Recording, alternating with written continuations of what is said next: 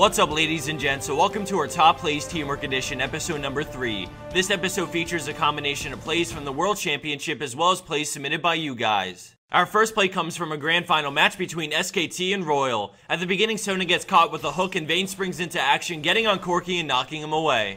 Elise comes in with a cocoon to stun Thresh and then positions herself to block Corki's missiles, allowing a clean escape. Now we turn our focus to Corki as Vayne picks up tower aggro first, and she immediately barriers to absorb the first hit as Corki flashes. She tumbles through to follow Elise, taking one more hit before flashing out of tower range and swapping aggro to Elise, and then she comes in to scoop up the kill as Elise flashes out of range and she takes the final hit from the tower as they both escape into the jungle. As we head into our next play shortly, we keep in mind the essential teamwork that made this play by Royal turn into a clean 2-for-0 exchange. By covering for each other and taking turns with the tower, all three of them escape after the successful dive.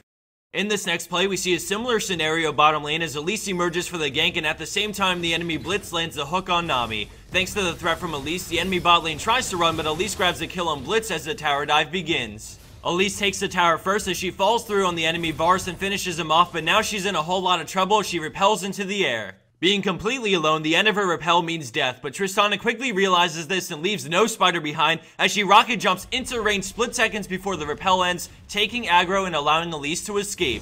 Although she was forced to barrier, it's a small price to pay to get the spider out of a sticky situation, and in the end, everyone walks away happy just like Royal did in our last play.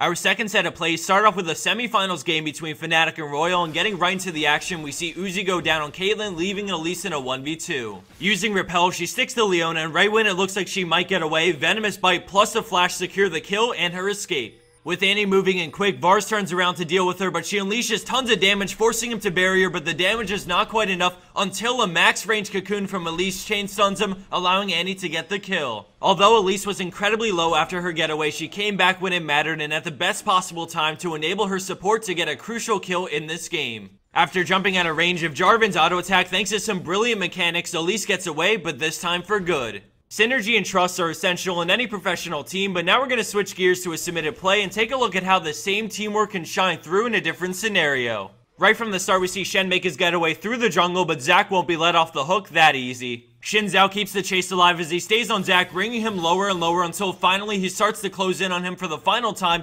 popping his passive. Just like Elise came in to help when it mattered the most, we look at Shen who got away earlier and healed up just to start teleporting back to Zac's glob, making it immune to damage. Zac revives and immediately they both CC whoever they can, allowing them time to kill Cho'Gath and for Shen to ult Zac as he gets hit by Crescent Sweep, making sure to keep him alive no matter what. After Shen got away, he immediately recalled back so that he could be there for his teammate when he needed help the most. Just like Elise came back to secure the kill for Annie, Shen didn't abandon Zac, and because of that, they pick up the turnaround double.